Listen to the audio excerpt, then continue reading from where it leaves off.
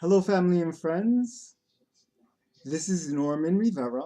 Many of you have not seen me on a videotape or in a selfie. I'm not one to take many selfies, and this is the first time I'm actually videotaping myself. And the main reason that I am videotaping a message today is to share my opinion regarding the November 2016 presidential race, which starts tomorrow, November 8th, and not just for the office of president, but also for the congressional seats. As many of you know, I am a adamant um, Hillary Clinton supporter. I am voting for Hillary Clinton tomorrow on November 8th. I am exercising my vote, which is a constitutional right, and I ask you to do the same, to exercise your constitutional right to vote wherever you are located. I'm in New York City, in Brooklyn, and whatever state you're in, please do not let anyone intimidate you from voting. Your vote counts. Do not stay at home. I've heard some folks say that they are not voting because they don't have a favorite candidate or they don't like any of the candidates. But I say, vote with your conscience. Vote for the person that most represents you and your values and the changes that you want in our country. I hope I do not distract you because I will be looking at my notes and I'll try not to make this a very long message. The recent polls reflect that Hillary Clinton is leading. We should not take this for granted. We should not be complacent. Again, I ask you to go out and vote. Vote tomorrow, November 8th, 2016. If you have no way of getting there, I'm sure there are campaign managers on either side that will help you find transportation to get you to vote. And we have very good people in Congress, both Republicans and Democrats. But that being said, we should vote with a conscience, not our political affiliations. Not just for the sake of being a Republican, we're going to vote Republican and vice versa. The presidential town halls, rallies, and debates, this past year, have been very disturbing to me, and I'm sure it's been very disturbing to others. This is a race like we've never seen before.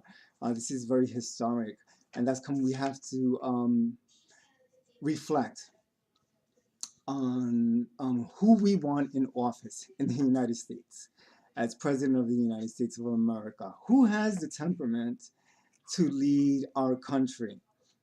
The Republican nominee campaign staff and surrogates have been defending the indefensible. That I don't quite understand. And I am also surprised that the so-called religious leaders are supporting, many of them are supporting the Republican nominee. That's another story. I won't get into that because there should be separation of church and state, right?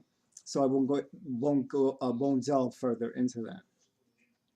And I was just very disturbed when the Republican nominee announced his campaign. I mean, from the very beginning, his rhetoric reflected discrimination, hatred, and disdain for basic human rights. Yet his supporters stood by his side. The majority of the GOP members stood by his side, did not flinch. Although I must say that there are some GOP members that say, "Hey, he doesn't represent my values," and did not endorse him and are not endorsing him. Those are the very few and in between. Um, so we continue to see and hear the shameful rhetoric from this man. He disrespects women. There are many reports of his alleged sexual assault on women. And of course, we can't forget from the very beginning his racist remarks towards Mexicans, Latinos, mocking the disabled, and his lack of temperament. We cannot allow a man like this to ever hold the most important office in the United States of America. We just can't. Our future would be in peril. My fear is that he may have a slight chance, although a slight chance, of holding the most influential and important office, which has great influence globally. He has a lack of knowledge regarding the US Constitution and real world issues that we're facing, and he's just not fit to be president of the United States. Can we trust him with the power that enables a president to give orders, to press a red button when he has such a volatile temperament? No, we can't. We can't allow that. He does not respect his advisors. He will do what he wants to do. And, and just closing, and again, I'm reading my notes. My friends, I ask you all, family and friends, I ask you all to reflect tomorrow, to reflect tonight, reflect tomorrow. Don't go crazy. I think the answer is going to come to you easily.